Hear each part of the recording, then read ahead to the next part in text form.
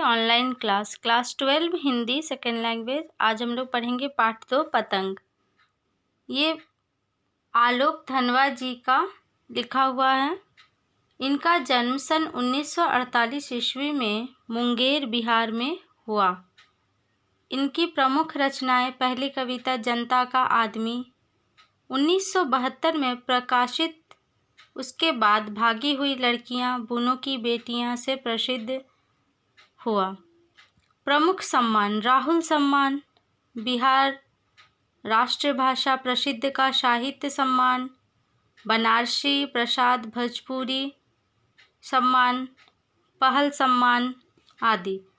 जहाँ नदियाँ समुद्र से मिलती है वहाँ मेरा क्या है, मैं नहीं जानता लेकिन एक दिन जाना है उधर। 7वें-8वें दशक में कवि आलोक धनवा ने बहुत छोटी अवस्था में अपनी गिनी चुनी कविताओं से अपार लोकप्रियता अर्जित किए। सन 1972 से 1973 में प्रकाशित इनकी आरंभिक कविताएं हिंदी के अनेक गंभीर काव्य प्रेमियों को ज़बानी याद रहती है। आलोक धनवा ने कभी थोक के भाव में लेखन नहीं किया। सन 72 से लेखन आरंभ करने के बाद उनका पहला और अभी तक का एकमात्र काव्य संग्रह सन 98 में प्रकाशित हुआ। काव्य संग्रह के अलावा वे पिछले 2 दशक से देश के विभिन्न हिस्सों में सांस्कृतिक एवं सामाजिक कार्यकर्ता के रूप में सक्रिय रहे हैं। उन्होंने जमशेदपुर में अध्ययन मंडलियों का संचालन किया और रंग, कर्म तथा साहित्य पर कई राष्ट्रीय संस्थानों एवं विश्वविद्यालयों में अतिथि व्याख्याता के रूप में भागीदारी की है। अब हम लोग पढ़ेंगे इसकी जो कविता है उसके लाइन और समझेंगे कि क्या है इस कविता में। सबसे तेज बौछारे गई, भादो गया सवेरा हुआ। बौछारे का मतलब होता है बारिश और भादो यानी भादो का महीना। बारिश का मौसम जा चुका है, भादो का महीना भी जा चुका है। अब एक नए ऋतु के साथ सवेरा हुआ। खरगोश की आँखों जैसा लाल सवेरा, यानी सवेरा जो है खरगोश की आँखों के जैसा लाल है। शरद आया पुलों को पार करते हुए, अपनी नई चमकीली साइकिल तेज चलाते हुए। कवि कहते हैं शरद आ गया सारे ऋतुओं को पार करके अपनी एक नई वातावरण को लेकर। शरद आ गया है। घंटी बजाते हुए, ज़ोर ज़ोर से चमकीली इशारों से बुलाते हुए पतंग उड़ाने वाले बच्चों के झुंड को कवि कहते हैं कि जो शरद ऋतु है अपने प्यारे वातावरण को अपनी ठंडी ठंडी हवाओं से आकर्षित करते हुए पतंग उड़ाते हुए बच्चे को अपने चमकीली इशारों से बच्चों को बुलाते हैं। वे ऐसे बच्चे के झुंड को बुलाते हैं जो पतंग उड़ाते हैं। चमकीले इशारों से बुलाते हुए और आकाश को इतना मुलायम बनाते हुए कि पतंग ऊपर उठ सके।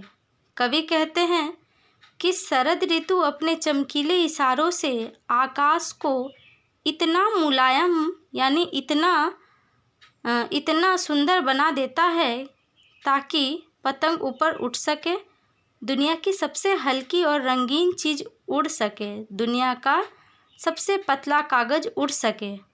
कवि कहते हैं कि पतला कागज़ से हल्की और रंगीन पतंग उड़ सके, बाँस की सबसे पतली कमानी उड़ सके और सीटियाँ, किलकारियों और तितलियों की इतनी नाजुक दुनिया। कवि कहते हैं कि कमानी का अर्थ है जब हम लोग पतंग बनाते हैं तब 2 लकड़ी का प्रयोग करते हैं, एक जो सीधा लगाते हैं और एक मोड़कर उसे ही कमानी कहते हैं। आकाश का जो वातावरण है वह इतना साफ हो जाए ताकि बच्चे पतंग उड़ाते समय खुश होकर सीटियां बजाएं और चारों ओर जब आसमान में पतंगे उड़ने लगे तब देखने में ऐसा लगता है मानो रंग बिरंगी तितलियां उड़ रही है। जन्म से ही वे अपने साथ लाते हैं कपास। कवि कहते हैं कि बच्चे जन्म से ही कोमलता लेकर आए हैं अपने साथ जन्म से ही कोमलता लेकर आए हैं। पृथ्वी घूमती हुई आती है उनके बेचैन पैरों के पास, जब वे दौड़ते हैं बेसुध छतों को भी नरम बनाते हुए। कवि कहते हैं और जब वे पतंग उड़ाते समय दौड़ते हैं तो ऐसा लगता है मानो पृथ्वी ही घूम रही है और छत भी उनके लिए नरम बन जाता है। दिशाओं को मृदंग की तरह बजाते हुए जब वे पेंग भरते हुए चले आते हैं, डाल की तरह लचीले वेग से अक्सर।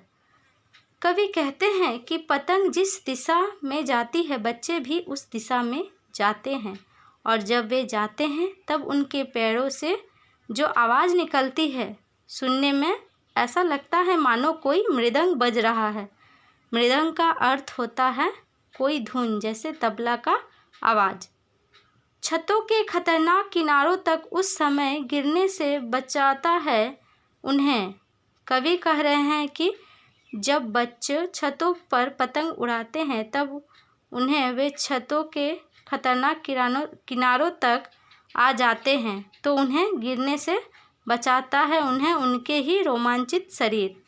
सिर्फ उनके ही रोमांचित शरीर का संगीत, पतंगों की धड़कती ऊंचाई उन्हें थाम लेती है। महज एक धागे के सहारे पतंगों के साथ साथ वे भी उड़ रहे हैं अपने रंधों के साथ। कवि कहते हैं कि बच्चे जब पतंग उड़ाते हैं तो उसे पतंग के धागे ही बचाते हैं, क्योंकि पतंग के धागे जहाँ पतंग को ले जाता है वहाँ भी पतंग के साथ साथ चले जाते हैं बच्चे। अगर वे कभी गिरते हैं छतों के खतरनाक किनारों से और बच जाते हैं तब तो और भी निडर होकर सुनहले सूरज के सामने आते हैं। पृथ्वी और भी तेज घूमती हुई आती है उनके बेचैन पैरों के पास। कवि कहते हैं कि अगर वे कभी पतंग उड़ाते उड़ाते छत से गिर जाए और बच जाए तो अगले दिन फिर से वे पतंग उड़ाने आ जाते हैं बिल्कुल निडर होकर, और फिर ऐसा लगता है मानो फिर से पृथ्वी उनके चारों ओर पैरों के नीचे घूम रही है। इस पतंग चैप्टर में यही था जो मैंने पढ़ाया। आशा है कि आप लोगों को समझ में आया होगा। एक बार आप लोग फिर से इसको पढ़ें और समझें।